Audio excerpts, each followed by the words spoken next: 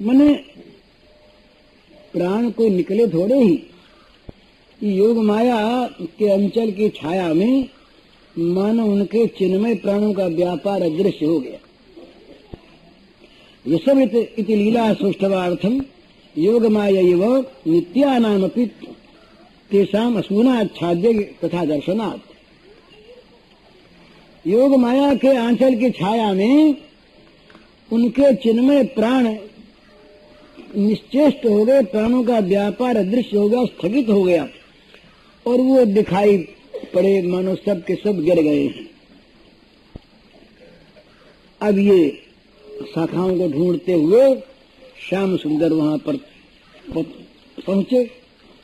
अब ये करुणा सिंधु उमड़ पड़ा इनका करुणा समुद्र और ये बड़े दुखी हो गए। हाय हाय, ये हमारे सखा और हमारी गाय ये सब के सब आज बड़ी बुरी स्थिति में आ गई हैं। बड़ा प्राणों में उनके एक व्याकुलता का भाव भर गया। तो अथ मुहूर्त पूर्तावागतोयम तोयद श्यामल मूर्तिर्मूर्तानेव तान पश्यन्यादृश श्यामलता नाजगामा। गोपाल चंपू का है। कहते हैं कि वो उनकी उस नवनिर्द श्यामल मूर्ति पर उस सौंदर्य समुद्र उस नील कलेवर पर क्षण भर में ही मानो उनके अंतर से कैसी पीड़ा निकली कि उस श्यामल कलेवर पर नए नए मानो कितने काले पर्दे आ गए, काले आवरण आ गए। उनके श्याम श्रीअंगों पर एक कैसी विचित्र श्यामता जो पहले से दूसरे ढंग की, माने ये प्रसन्नता जनित नहीं, व्यथा जनित म्लानता का एक पुंज मानो उनके श्यामल शरीर पर नई श्यामता के रूप में बिखर गया। बड़े दुखी हो गए श्याम सुंदर, हृदय उनका विगलित हो गया। वे क्रम से देखने के मुंह देखने लगे। ये तोक पड़ा है, ये सुबल पड़ा है, ये श्रीदाम पड़ा है। तो उनके आंखों में जल की धारा बहने लगी और तमाम कपोल भीग गए। श्री बजकुल चंद्रमसक क्रमशः सर्वेशान मुखमभिदत्तदशः स्मितिगत निजाधारा नेत्राम्बुधारा निपेतो हो। आंखों की अश्रुधाराओं से उनके तमाम कपोल भीग गए। बस अब भगवान की अश्रुधारा आंखों की, जो अश्रुधारा अब तक शोकाश्रु बहा रही थी, भगवान की लीला शक्ति ने उनमें अब अमृत भर दिया, उन आंखों में अमृत भर दिया। अब भगवान की फिर आंखें गिरने लगी उन तरफ, जिसकी ओर आंख गई वही उठ बैठे। यथाक्रमम सर्वम चेतया मासो हो। बड़ा आश्चर्य हुआ। वो मुग्ध भेष में बाल लीला में अपने ऐश्वर्य को कितना ही अतल तल में डुबो दें, पर जहां पर ऐश्वर्य को सेवा करने का अवसर मिलता है वहां ऐश्वर्य चूकता नहीं सेवा करने से। तो आज ऐश्वर्य फिर प्रकट हुआ, क्रियाशील हो गया। भगवान की आंखें झर रही थीं अनुताप से। बड़ा संताप था अपने सखाओं के और गायों के निधन हो जाने का, पर वो अनुताप के आंसू, अनुताप की दृष्टि ऐश्वर्य के द्वारा सन गई। अब फिर पुनर्जीवन क्यों न मिले? तमाम शिशु नवजीवन को जीवन प्राप्त हो गए। वीक्षतान वो यथा भूतान कृष्णो योगेश्वरेश्वरः इक्षयामृत वर्षिण्या सनाथान समजीवयन। वो अमृत वर्षणी दृष्टि जिस जिस पर पड़ी, सब पर पड़ी योगेश्वरेश्वर श्री कृष्ण की, और सब के सब उस अमृत दृष्टि की दृष्टि से सब के सब जीवित हो गए। जीवित होकर सब उठे और सब ने कन्हैया को आलिंगन कर लिया। अब कन्हैया जितने गोप उतने कन्हैया बन गए। युगपदेव सर्वान पृष्ट्वा पृथक पृथगेवा सृष्टवान। अब ये पता नहीं लगा, सबने अलग अलग श्री कृष्ण को का आलिंगन किया, सबने अलग अलग अपनी भुज पाशों में बांधा, पर प्राकृत बुद्धि को इसका समाधान कर सके ये कोई कुछ नहीं कर सकता। तो बालक जब उनके श्री कृष्ण के गले लगे और आलिंगन कर लिया, उस समय उनकी क्या दशा हुई इसको कोई बता तो सकता नहीं। जिनकी दशा हुई उन्हीं को कुछ अनुभव है, वही ग्वाल बाल अगर कभी हम लोग बन सके तो भले ही जाने, जान नहीं सकते। संकेत करते हैं एक गोस्वामी पाद उसको देख करके, दृष्टिर्वाष्पमिता तनुस्तिमिता मंतर मतिर्लीनता मिथ्यम संगति साधने तो निखिले भीक्षणं गते व्यर्थताम। किम सौख्यमेतदिति च स्फूर्तिं विना अवस्थितौ कंचित कोपि न किंचिदुज्झितुमभूत् शक्ति प्रयुक्तश्चरम्। गोपाल चंपू का वो बाष्पधारा से बालकों की दृष्टि अवरुद्ध हो गई, रुक गई, शरीर उनका निश्चेष्ट हो गया, चेतना उनकी लुप्त हो गई। इस प्रकार मिलने के सभी साधन मानो बारंबार व्यर्थ होते गए, यहाँ तक कि उनको ये भी भान नहीं रहा कि सुख की अवस्था है या दुख की अवस्था है। बड़ी देर तक पकड़े ही रह गए, कोई किंचित मात्र भी छोड़ने में समर्थ ही नहीं हुआ। ये दशा उनके आलिंगन करके पकड़े हुए हैं। जब वो प्रकृतिस्थ हुए तब देखा गायों की दशा, गावोहं कृति घोषणा वलयिता कृष्णं लिहन्त्याश्चिरात् तद्बाहुद्वेष्टनेन विलसत् कंठः समुत्कंठिताः यतनात्याजित तद्ग्रहाश्च पशुपैर्क्षिप्ताश्च तच्छुच्चरन् तास्तद्वक्त सुधा करित सुधा पीताव तृप्ते क्षणाः। ये गायें सब हुंकार करती हुई श्री कृष्ण को घेर कर खड़ी हो गई, सब जीवित हो गई ना, और उत्कंठा से भरकर बड़ी देर तक उन्हें चाटती रही। नील सुंदर नीलमणि उन्हें गलवाही दे के खड़े हो गए, उनके गले में हाथ डाल डाल कर खड़े हो गए। प्रत्येक गाय के गले पर श्री कृष्ण का हाथ है, और अब न गायें चाटना छोड़ें और न उनका हाथ हटे। तो शिशु लोगों ने, बच्चों ने देखा कि बड़ी देर हो गई है, तो शिशुओं ने आकर के बड़ा प्रयास करके श्री कृष्ण के हाथ को अलग किया, बाहुपाश से मुक्त किया, परंतु वो जो गायें रहीं वो अपने नेत्रों को हटा नहीं सकी मुख चंद्र सुधा का पान करने से। बड़ी देर तक वो ज्यों की त्यों खड़ी रही, वे तृप्त नहीं हो सकी इस अनंत सुधाकर की, अनुपम सुधाकर की सुधा का पान करके। बालकों के नेत्र तो आश्चर्य में डूब गए, बड़े विस्मित होकर के एक दूसरे को देखने लगे कि भाई क्या हो गया, हम तो मर गए थे और ये जिंदा कैसे हो गए, जी कैसे आए। तो अन्न मन सतर तद्राजन गोविंदानुग्रह क्षतम पीत्वा विषम तत्परेतस्य पुनरुत्थानमात्मन सखन हे मनानि मरे जिये ही काल हम कृष्ण अनुग्रह जानी मन हरखे अति प्रेम भर। बोले श्याम सुंदर ने जला दिया। अब सब लोग कन्हैया की जय बोलने लगे, कन्हैया भैया की जय, कन्हैया दाऊ भैया की जय। नीलमणि हंसने लगे, पर उनको तो दूसरा काम करना, उनकी आंखें लगी है काली हृदय की ओर, वो कुछ और सोच रहे हैं। बच्चे तो सब आनंद में, बच्चों को अब 20 की बात फिर भूल गई। अरे अभी अभी मर गए थे सब के सब, और उसी हृदय के तट पर खड़े हुए हैं, न मालूम फिर कुछ हो जाए। पर बच्चों कुछ नहीं, बच्चे तो व्यस्त हैं अपने कन्हैया को देख देख कर नाचने कूदने में। बोले ये कन्हैया देखो ना, हम लोगों को जिवाए दिया, प्राण बिन हम सब भय थे, तुम्हें दियो जिवाए, सूर्य के प्रभु तुम जहाँ तो हमें लिए तो बचाए, तुम तो हमको बचाने वाले, तुम जहाँ गए हमको बचा लिया।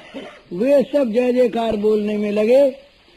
इधर ये दूसरी चीज इनके मन में और आई, ये अपना देखने लगे, ये 15वां अध्याय समाप्त हो गया। अब आगे सुखदेव जी कहते हैं, बिलोक दूषितां कृष्णां कृष्ण कृष्णाहिना विभुः तस्या विशुद्धिमन्विच्छन् सर्पं तत्तमुदवासयत्। राजोवाच कथमन्तर्जयेद गाधेन न गृह्णात् भगवान् हिमम् स वै भूयुगावासं यथा सीद्यप्रकच्छताम् ब्रह्मन् भगवतस्तस्य भूम्या सच्छन्दवर्तिनः गोपालोदारचरितम् कस्तृप्येतामृतं जुषन्। सुखदेव जी बोले कि परीक्षित, जब इन्होंने देखा कि ये तमाम जल को इसने विषपूर्ण कर दिया है, तो भगवान उसको शुद्ध करने के लिए अंदर चले गए और सांप को वहां से निकाल दिया। संक्षेप में कह दिए सुखदेव जी ने। तो परीक्षित ने पूछा, महाराज ये भगवान में कृष्ण ने ये छोटे से बच्चे रहे और विष के भरे अगाध समुद्र में कैसे इन्होंने प्रवेश किया, कैसे उसको दमन किया? और फिर ये सांप तो जलचर जीव था नहीं, इतने युगों तक वो जल में क्यों रहा, कैसे रहा? आप भगवान तो अनंत हैं, वे अपनी लीला से स्वच्छंद विहार करते हैं। वे जो लीला करते हैं बड़ी उदार लीला यहाँ ब्रज की अमृत स्वरूप है। तुम्हारा ये लीला आप मुझको विस्तार से सुनाइए। इसके सेवन करते करते कौन ऐसा जो तृप्त हो जाए, मेरी तृप्ति होती नहीं। तो सुखदेव जी अब कहने लगे, तो ये भगवान की लीला शक्ति का सारा कार्य। वो कहते हैं कि इस प्रकार का वो भयानक रथ था कि 1 योजन तो लंबा रहा और 1 योजन चौड़ा, और इतना उसमें विष था कि कहीं कोई पक्षी ऊपर से उड़ जाए तो उसके विष की ज्वाला से वो जल कर गिर पड़ता था। वहां पर घास की तो बात क्या है, किसी पेड़ के दर्शन नहीं होते थे, कोई पेड़ नहीं था वहां पर, तो सबके लिए अगम्य। तो वहां न तो कोई पशु आता न पक्षी आते, और देवता लोगों ने भी आना वहां छोड़ दिया। और कहीं किसी तूफान के झोंके में कोई उड़ करके वहां पत्ता आ गया तो तत्काल दूर से आग से जैसे जल जाए से जल जाता था। बड़ी भीषण वहां की भूमि हो गई थी। उस सीमा में कोई प्रवेश कर जाए, ये सामर्थ्य देवताओं में भी नहीं था। बड़ी बुरी दशा थी। तो देखा श्री कृष्ण ने कि वो जल जो है वो उबल रहा है, जैसे कोई अंदर नीचे भट्ठी में आग जली हुई हो और उस भट्ठी के ऊपर कोई बर्तन रखा हो और उसके बर्तन का पानी जैसे खौलने लगे उबल उबल करके, इसी प्रकार वहां उस विष की ज्वाला से उस हृदय का पानी तमाम वो उबल रहा था, वो आलोड़ित हो रहा था, उछल रहा था। और ऐसी भयानक दशा, तो वहां पर वो विष कण से कोई छू करके बच जाए ऐसा कोई वहां पर था ही नहीं। तो कालिंद्याम कालयस्यासिद दृढ़ कच्चिद विषाग्निनाम सत्यमान पया यस्मिन पतंतुर्पैगा खगा। गिर पड़ते सब ऊपर आकाश में उड़ करके जाने वाले पक्षी झुलस जाते। इस प्रकार की बड़ी बुरी दशा। तो जल्दी समाप्त करना है, कल देर। तो लेकिन एक चीज थी, उसके किनारे पर एक पेड़ रहा, कदम्ब का पेड़, वो नहीं जला। कदम्ब का पेड़ जला ही नहीं, उसके पत्ते सब हरे हरे और उसके फल लगे हुए। तो भगवान श्री कृष्ण ने पहले काली रज की ओर देखा, फिर मन में क्या विचार किया, फिर ऐसा दृष्टि गई उनकी कदम की ओर। उसकी सैकड़ों सुंदर सुंदर हरी भरी शाखाएं, इतना विष वहां पर उगला जा रहा, लेकिन कहीं विष की ज्वाला से जरा सी भी म्लानता उस पेड़ पर नहीं आई और बड़ा सुंदर उससे सुगंध फैल रहा। और वो सब ऋतुओं में समान रूप से वो हरा भरा रहता, 12 मास उसमें फूल खिले रहते, कुसुमित रहता। तो कहते हैं भाई ऐसी ये चीज क्यों हुई? तो सुंदर चीज महात्माओं ने देखी, उन्होंने बताया कि भाई ये बड़भागी जो कदम्ब तरुराज है, ये श्री कृष्ण के चरण सरोज के स्पर्श की परम पुनीत प्रतीक्षा में खड़ा है। तो भगवान के मिलने की बात तो अलग रही, भगवान के चरण स्पर्श की किसी के मन में प्रतीक्षा भी हो जाए तो उसे जगत का विष जला नहीं सकता। भाविना कि कृष्ण चरण स्पर्श भाग्येन स एक तीरे न शुष्कः। यह है श्री कृष्ण के चरण स्पर्श की महान महिमा। जिनको ये स्पर्श प्राप्त हो चुका, उसकी तो उसके सौभाग्य का तो कोई वर्णन कर ही नहीं सकता। पर भगवान की कृपा शक्ति भविष्य में हजारों हजारों युगों के बाद भी यदि ये विधान कर दे पहले से कि इतने हजार वर्षों के बाद चरणों का स्पर्श प्राप्त होगा, तो भगवान की जो लीला शक्ति है वो वहां पर उसकी रक्षा में सेवा में लग जाती है। तो सुदूर भविष्य में अमुक द्वापर के अमुक अंत में ब्रजेंद्र नंदन अपने बाल्यावेश की मौज में इस कदम्ब पर चढ़ेंगे और काली दमन की लीला का उपक्रम यहीं से होगा। ये मानो वर्णन इस वृक्षराज के हृदय पर अंकित है। इसके भाल में ये लिख दिया गया। फिर काली ये विष इसका क्या बिगाड़ सकता है? ऐसा कहते हैं कि जिसकी जीभ के अग्रभाग पर भगवान का नाम आ जाता है, जिसके कानों में भगवान नाम प्रविष्ट हो जाता है, जिसके मानस तल में भगवान नाम का प्रकाश उदित हो जाता है, जो एक बार कह देता है नाथ मैं तुम्हारा, वही जब सारे भयों से मुक्त हो जाता है, तो इसको तो चरणों के स्पर्श प्राप्त होने वाला ही निश्चित हो चुका। तो इसलिए विष की ज्वाला ने काम नहीं किया, विष अमृत हो गया इस पेड़ के लिए। या पर कृष्ण तरण परसी हैं, ई चढ़िया दुष्ट ही करसी हैं, भावी जा कदम्ब किए से विष जल परस सके तो ही कैसे। इसलिए ये विष की कराल ज्वालाओं से भी निरंतर घिरा हुआ रहकर भी ये वृक्ष सुरक्षित है और नित्य नए उल्लास को लिए हुए मिलेंगे ना कृष्ण। चरण स्पर्श होगा ना। हम लोग तो अधीर हो जाते हैं, बोले इतने दिन हो गए भजन करते नहीं मिले, चलो छोड़ो। 10-5 दिन बीत जाए, साल 2 साल बीत जाए, और इतने दिन प्रेम किया, अरे प्रेम किया तो प्रेम के बदले मोर खरीद लोगे भगवान को। पर ये न जाने ये वृक्ष कब से श्रृंगार सज के बैठा, रोज रोज रोज नया श्रृंगार करता है। नए नए पुष्प, नए नए पल्लव, नए नए फलों को धारण करके, मानो ये नेत्रों के पावड़े बिछा बिछा कर नित्य नील सुंदर का प्रेमा आह्वान करता है कि आओ आओ मेरे देवता, मेरे प्राण, मेरे अभिलाषा पूर्ण हो। बोले अभी तो 1000 वर्ष बाकी है, 1000 वर्ष के बाद आओगे ना, 1000 वर्ष के बाद तुम्हारे चरणों का स्पर्श प्राप्त होगा ना।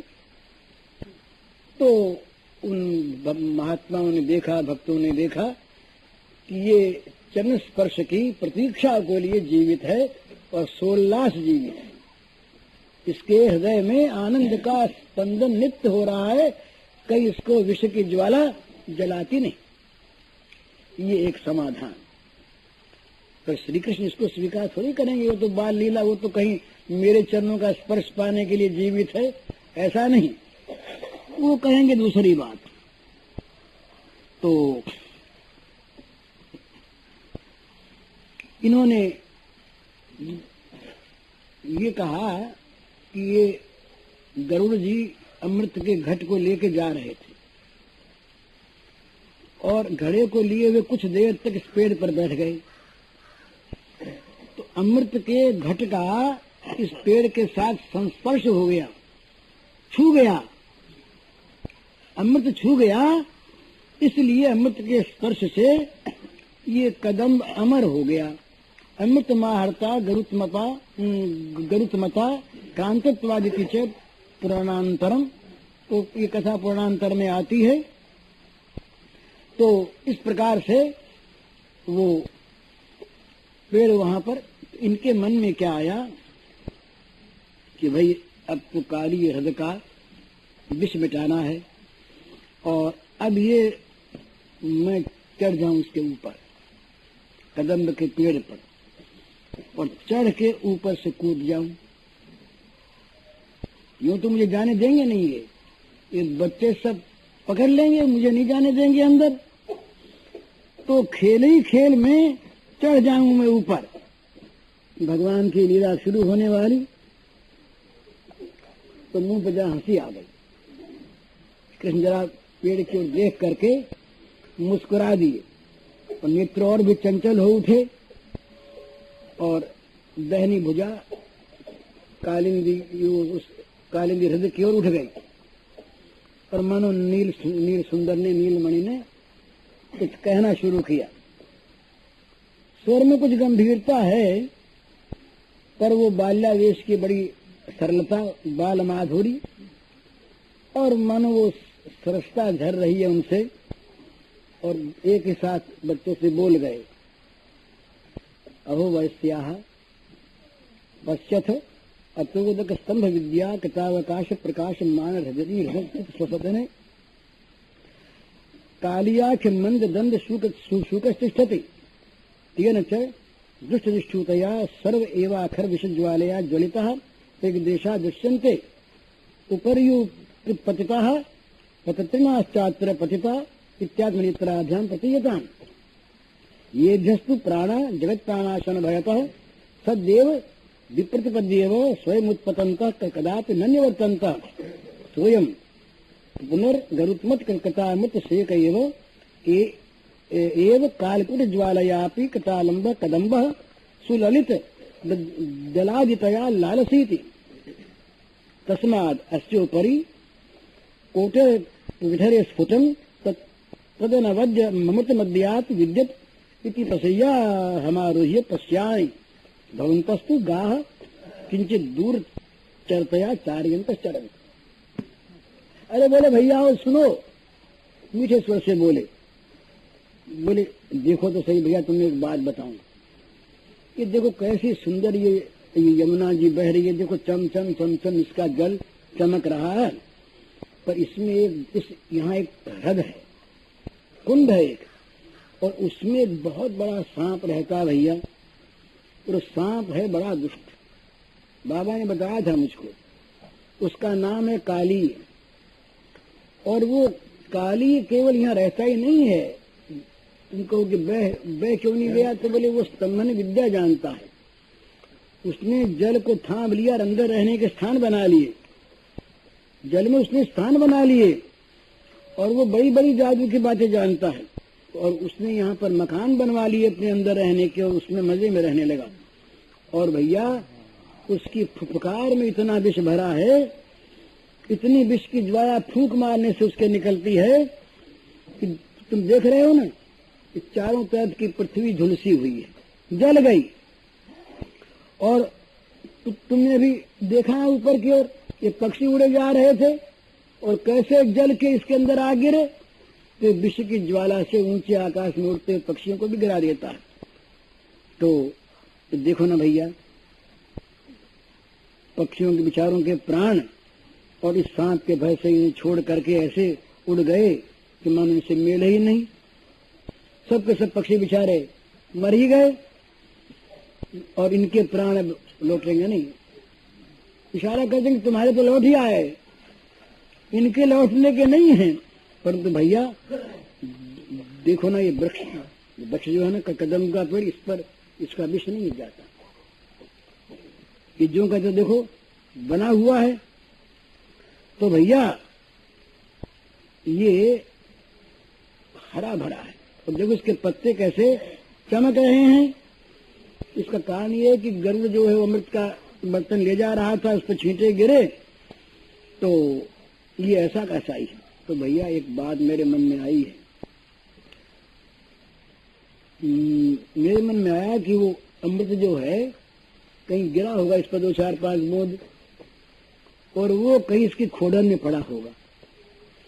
तो मेरी इच्छा कि मैं चढ़ जाऊं कदम पर और जाकर के देखूं कि कहाँ अमृत पड़ा, छत में खुला है कि नहीं, और हो तो उसको पी ले, फिर तुम भी ले लो, हम भी ले लें, अमर हो जाए।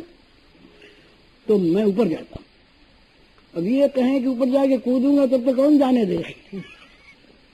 बोले अमृत कोई पड़ा होगा 2 4 बूंद वहां पर, तो जरा पता लगाऊं जा करके। और तुम एक काम करो भैया, थोड़ी दूर जा करके अपनी गाय चराओ, मैं जाता हूं। अब सखा तो सब यूं देखने लगे, वो भी सखाओं को देखने लगे। अब उनको सखाओं ने ये देखा, प्रत्येक सखा के मन में अनुभूति हुई कि मानो ये हमारे कोटि कोटि प्राण प्रियतम जो श्याम सुंदर हैं, ये आंखों से आंख मिला करके हमारी अनुमति चाह रहे हैं। अरे कन्हैया ऊपर जाके अमृत ले ले, इसमें क्या हर्ज है? कन्हैया ऊपर जाके अमृत ले ले, इसमें हर्ज क्या है? ये तो कोई बात नहीं। उनका हृदय भर आया, फिर मन में अरे ऊपर जाता ठीक नहीं, फिर उत्साह कुछ थोड़ा सा दबा। कुछ कहने जा रहे थे, इतने में आंखों में प्रेम के आंसू आ गए। बोले और बात तो ठीक, ऊपर जाने के बाद तो इसने कहा गाय दूर जाके चरा लो। अब ये कैसे सहन हो बताओ? ये आंखों से हट जाए और हम दूर चले जाएं, ये तो ऊपर चढ़ा बड़े देखता ही रहे हम इसको, और हम इसको देख न सके।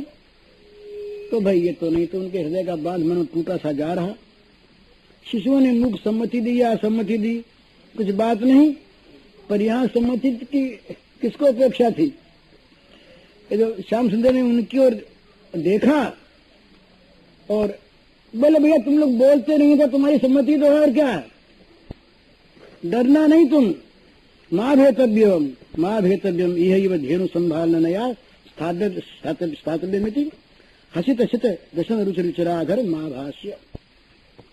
कोई बात नहीं, खड़े रहो, इसी बात को लेकर है ना, खड़े रहो तुम लोग यहीं, और मैं अभी आता हूँ। और उन्होंने बस शिशु कुछ बेचारे बोल ही नहीं सके और दौड़े, कदम के पास पहुंचे और अब कमर बांध ली, वो पीताम्बर ले करके फेंटा कस लिया, और अलकावली अपनी सहेज करके किंकनी सोकटी पटे लपेटी कुटिल अलक मुकुट में समेटी, अलकों को समेट लिया और पीताम्बर की फेंट बांध ली, और भुजा ठोकी दाहिने हाथ से और अपनी जांग ठोकी, और ये भुजा ठोके बोले अब चढ़ता हूँ ऊपर। चढ़ गए ऊपर, जैसे बंदर चढ़ता फटाफट ऊपर जा करके, बड़ा उत्साह मन में। ये तो बेचारे बालक देखते ही रह गए, और ये जा चढ़े ऊपर। खेल ही प्रभु नाधो कसु पट बांधो, हरि हर बर करी कदम चढ़े, ठोकनी भुज दंडनी लीला मंडनी अति और उमग उत्साह बढ़े। मानो वो खल निग्रह की बात, खल निग्रह की बात, इसके साथ खल निग्रह की बात। तो ऊपर जा चढ़े, और ऊपर जा करके कृष्ण कदम मधुरुज ततोज तुम गए मास फुट घटनो निपत विशोदे। चढ़े ऊपर और जा करके भगवान ऊपर से देखा एक बार, फिर विलंब क्यों करते? ये बच्चे तो देखते रह गए और वो तत्काल कूद पड़े। विस्मय उस काली हृदय में भगवान कूद पड़े। अब साहब विचित्र लीला, जब कूदे तो ये जहां चाहे वहां बड़े हल्के बन जाएं, और जहां चाहे बड़े बड़े भारी बन जाएं। सारे अनंत अनंत विश्व जिनके रोम रोम में समा रहे, उनके बाहर का क्या ठिकाना है? तोलो, एक बगीचे को कोई नहीं तोल सकता, अनंत विश्व जिनके एक एक रोम में रम रहे हैं, उनके भार का क्या ठिकाना। और हल्के बन जाए तो मृदुनि कुसुमादपि